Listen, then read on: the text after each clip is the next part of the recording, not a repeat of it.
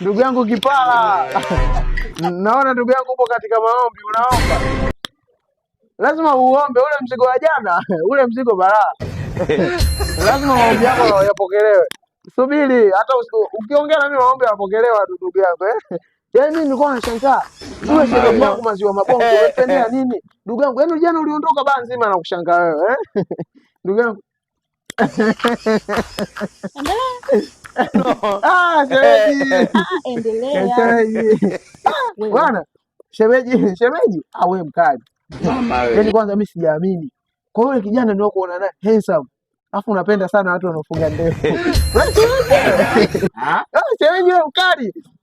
Handsome yule jamaa kijiji. Wale wengi wanamwona nini? Lakini wewe ulibahatika kutoka naye.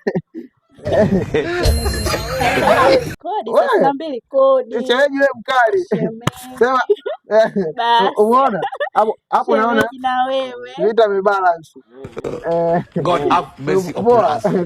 Mapenzi mema. Aya mtoto kanaambia bado anaondoka jana.